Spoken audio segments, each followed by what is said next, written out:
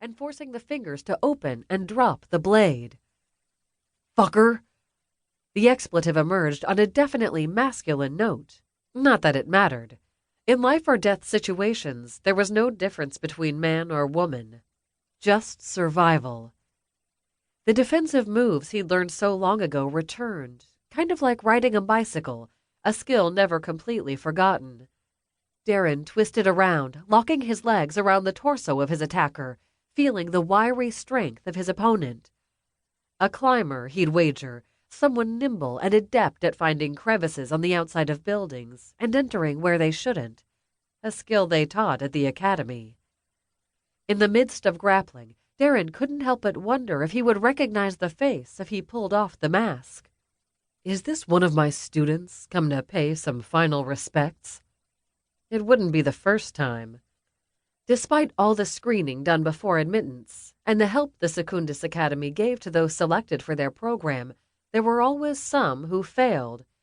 If they were not deemed harmful and understood the penalty if they talked, they were released. But resentment could come after the fact. Sometimes those who passed and graduated the tough school decided to find umbrage later on, mostly because they didn't understand how to monetize the skills the Academy gave them. The Academy didn't guarantee them success. The graduates had to take responsibility for that. But the ways of the human mind were intricate, and those taught to kill even more complex.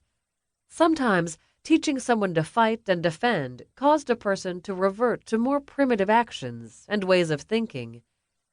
Was his attacker an idiot who decided to blame his own shortcomings on Darren? It would be the last stupid thing he did. Darren struggled with his assailant, giving thanks that he worked out daily to keep in shape, unlike other guys his age, just shy of 40, who let work get in the way. But strength and skill against someone younger didn't help in this case. His assailant wasn't a novice or a guy without skill. Darren would need an advantage. Throwing himself sideways, Darren reached for a bedside lamp. Every bedroom should have one. It provided the perfect weapon in plain sight. His hand curled around the base, and he yanked it toward him, using it to club the fellow on the side of the head. Whack! "Motherfucker!" hissed the guy, his language skills seemingly rather limited. All Darren could see of him through the mask was the whites of his eyes. Of more interest were the intruder's hands reaching for and squeezing Darren's neck. Wrong move. Choking took too long. Still holding the lamp, Darren swung again. Thud. The hard blow caused his opponent to loosen his grip and reel away from Darren.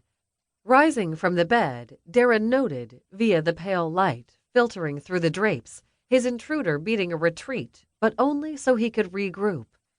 With his knife lost, the guy reached for his thigh and the holster strapped there. Dressed only in sleep pants, Darren wore no protection against a bullet. Time to end this. Before the guy could aim, Darren charged and yelled. The noise served as a distraction as he abruptly halted and pivoted on one foot, his other arcing high and hard into the air, kicking the gun from the man's hand. Darren immediately followed with a quick left hook, and then a right uppercut to the face. His assailant staggered, but Darren didn't relent. Thrust, jab, kick. The guy couldn't handle the flurry of blows and hit the floor with a hard thump. Darren pounced. By the time the door to his room slammed open, bouncing off the wall, Darren had kneeled on his attacker, pressing his face into the plush carpet while twisting his intruder's arms behind his back. "What the fuck is going on?" bellowed Marcus. "About time you showed up, sleeping beauty. Not that I need you, it seems."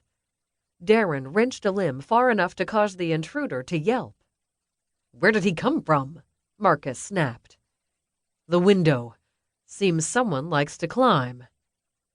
Darren's bodyguard, gun in hand, headed to the window and took a peek outside while asking, "Why didn't the alarm go off?"